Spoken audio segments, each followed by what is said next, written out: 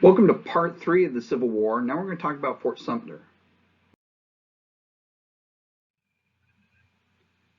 So like I said, in his inaugural address, he says that he has no intention of interfering with slavery where it already exists, right? He says, I have no purpose, directly or indirectly, to interfere with the institution of slavery in the states where it exists. I believe I have no lawful right to do so, and I have no inclination to do so, right? To do so in his mind's eye would be a violation of Article 4, Section 2 of the Constitution, which protects slavery, right? That's the precedence behind it, okay? That's why he says, I'm not going to attack that slavery where it already exists. However, he has other options and other things that he can do to try and influence the South, and he's going to mention this as well in his inaugural address.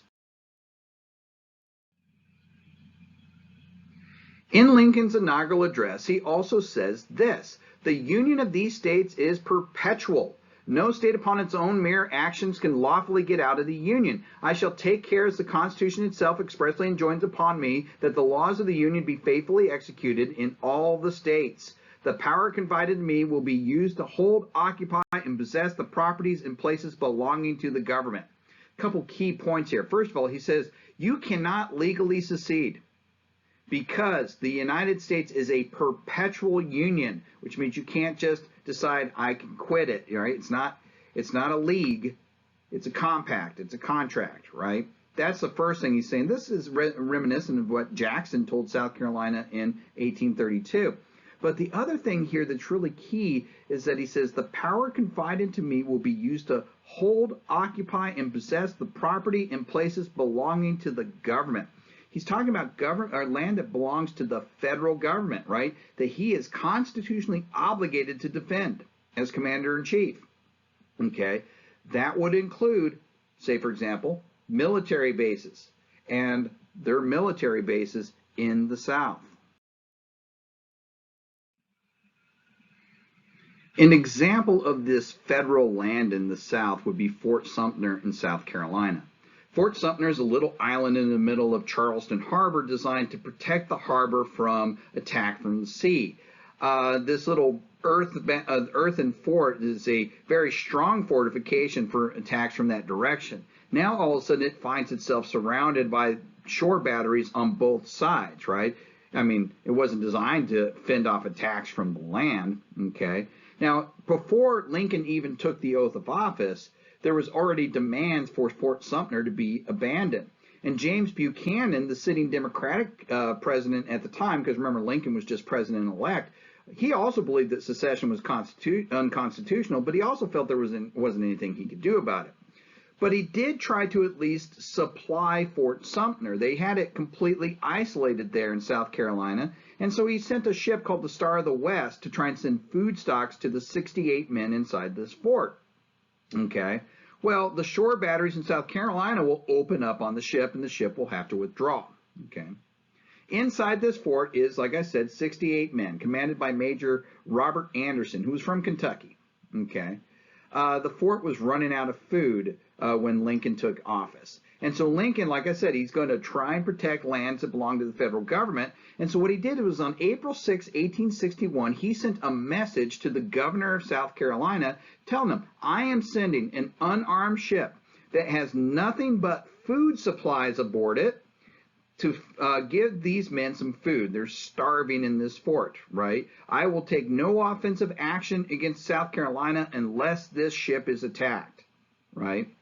So now the South has to make a choice. The South really doesn't want to fire the first shot here. They don't want to be labeled the aggressor. But now they've got this case where the ship's going to come in to supply this fort that they demand to be emptied. And Lincoln has said, I'm not going to fire unless you do. Okay. So the governor confers with Confederate President Jefferson Davis, and Jefferson Davis decides that it's time to demand these Union troops to leave the fort. He orders one of his generals, General Pierre Gustave Toutant Beauregard. He's often referred to as PGT Beauregard, and I don't know why. That is the most awesome name in the Civil War right there. Pierre Gustave Toutant Beauregard. It just flows, right? But Beauregard is ordered by Jefferson Davis to tell Robert Anderson to evacuate the fort, right? Now, Beauregard had actually trained at West Point in artillery, ironically, and he was trained by Anderson. Now here he is pointing the cannons at the man who trained him. Okay, Anderson, of course, refuses to leave the fort.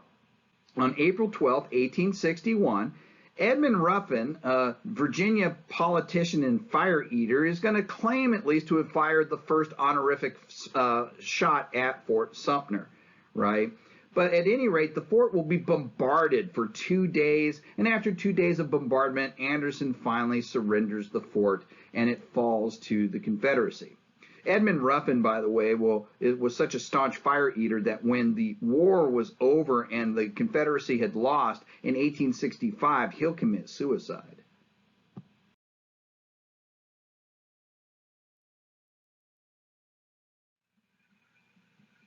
Well, now we've had an escalation, right? Shots have been fired and the South has attacked this federal fort. Lincoln's going to have to do something. And he's going to have to think of something too, because the state of the United States Army at the start of the war was pretty abysmal. The United States Army historically has been small in times of peace. We've always had a natural fear of these large standing armies. We don't see the era of the U.S. having battle-ready armies all the time until the Cold War after World War II. All right. At the time that the war started, the United States Army only had 15,000 men in it total, and about a third of those are going to resign and join the Confederacy. Okay. The Navy was in bad shape too. It only had 3 functional combat ships at the start of the war. So Lincoln's going to have to take some pretty quick and decisive action. And what he does is he starts by putting out a call to arms. He asks for 75,000 volunteers to come and sign up and join the military, right, to build up his numbers. Now, the shots fired on Fort Sumter is often labeled as the cause of additional secession, but it's really this call to arms that's going to finally trigger 4 more southern states, Virginia, North Carolina, Tennessee, and Arkansas, to go ahead and pull the trigger and secede. So now we've got 11 Confederate states, right? That's going to be the total number. Their national flag has 13 stars on it, but that's because, Kentucky and Missouri, they assumed was going to secede eventually, and so they put the stars there in anticipation for it, and then they never did. Okay.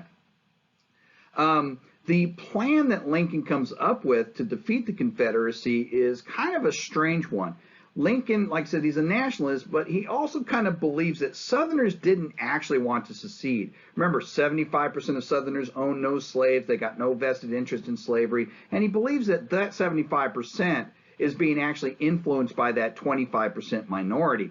And so he says, if we just go in there and we push in there and we just get the rabble-rousers taken care of, everybody else will fall into the fold. And so we don't want to destroy towns. We don't want to destroy their manufacturing. We just want to lightly invade them. We want to lightly take them, conquer them, right? And this is often referred to as the Rosewater strategy because it's going to be chastised. Strategists will say you cannot win a war by sprinkling rosewater perfume upon it, right?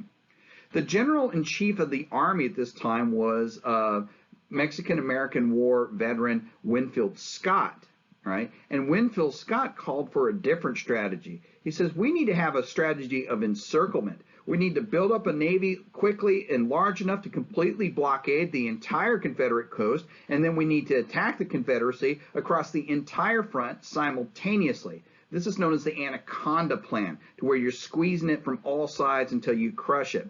We're not going to actually implement this, though, until we get Ulysses S. Grant in control of the armies, and then we'll start to see some kind of form of the Anaconda Plan take place. Winfield Scott himself is actually on his way out. He's very old, and he's going to be replaced by a very good trainer of troops, a guy named George B. McClellan.